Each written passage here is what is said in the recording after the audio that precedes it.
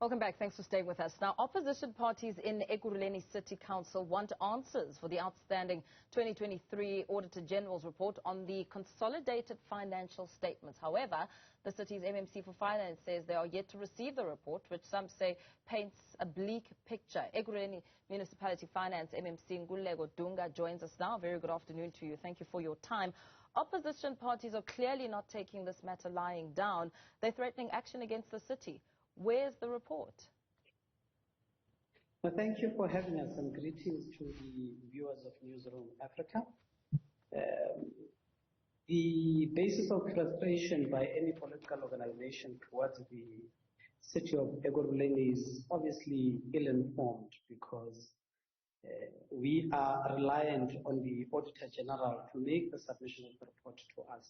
Had we have it, or had they ensured that it is submitted to the city of Ekurhuleni through the submission to the mayor of the city of Ekurhuleni, we would have duly obliged to having submitted this particular report in the previous council sitting that was held on the 21st of January, as anticipated. And equally, we were also ready and had made contingency plans to ensure that we actually have an extraordinary council this week to process the Auditor-General report. But this obviously is not unique now in terms of the approach of the Auditor-General and the what we would call as a late submission to the city of Ekurhuleni. You would understand that even last year we had to write to the National Treasury as well as the JSE to inform them of the submission of the processing of the Auditor-General's report to council late. We only tabled it in February because there was a delay by the Auditor-General themselves, who have taken a posture to do a forensic audit of the books of the city of Ekurhuleni, as opposed to what ordinarily they would do as just audit work.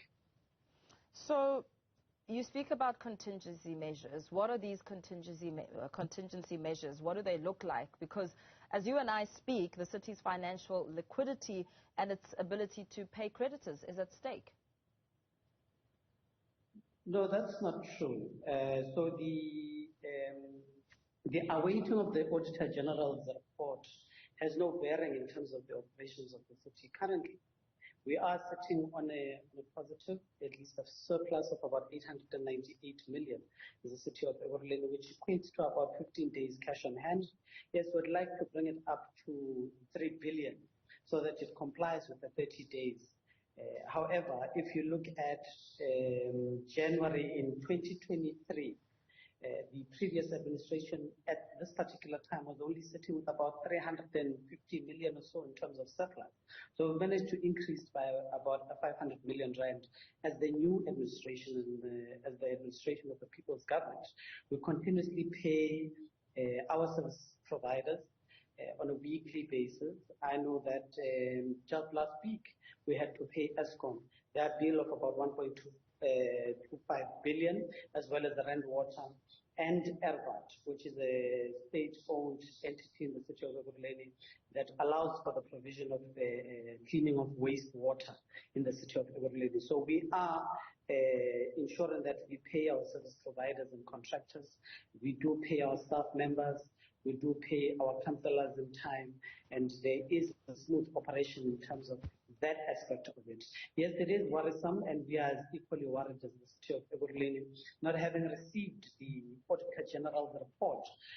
Ordinarily, we should receive it roughly in about November, which would then have to table the item in January and ensure that there is a process that is run after the noting of the report through council, that it is taken to ANPAC and thoroughly looked into, which would include public participation processes such as the convening of public hearings onto anything that has been identified by the Auditor-General as in their notes as either unauthorized, irregular, or fruitless expenditure, and then come back to report to council. That just means that that time frame to scrutinize the Auditor-General's report is now limited. And let me just interrupt you there.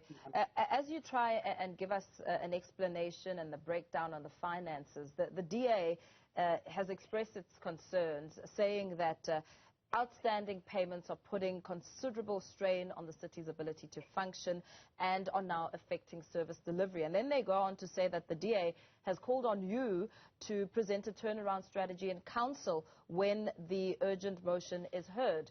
What is your plan in that space as you listen to that pressure that is not going to go away anytime soon? We are most definitely going to table what we call the financial sustainability plan in the city of Ekurhuleni.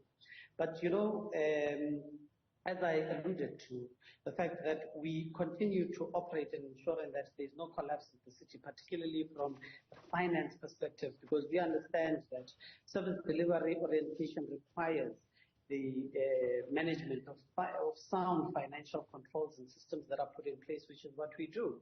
We've just now, in our previous report, spoken to the fact that we've collected over 91% in terms of the collection rate against the backdrop of the 90% performance target that we had reached in the city of Ekurhuleni, which is 1% up. And that just means that plans that speak to revenue enhancement in the city of Ekurhuleni, particularly the evaluation role, inclusive of the operations are starting to yield the results in the city of Ekurhuleni.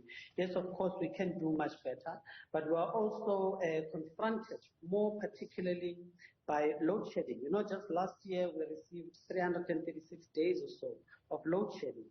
40% of our revenue in the city of Ekurhuleni is reliant on the selling of water and electricity. So are you saying, in essence, just so I understand you correctly, are you saying, as you and I speak now, are you denying that the city is on the brink of bankruptcy? Is that all news with no substance? It's definitely ill-informed. It's definitely of political organizations that are looking for political expediency in society.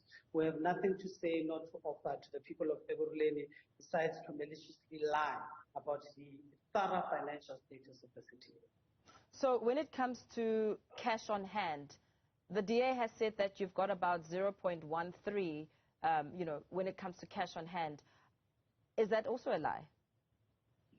It's definitely a lie. Okay, you seem to be breaking there. Sorry, we didn't hear that there was a little bit of a break in transition. Are you saying that you have, how much money do you have in terms of days in your at hand?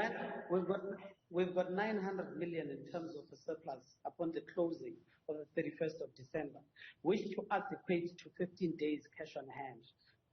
Actually need the 30 days compliance with the National Treasury framework would need to have at least 3 billion.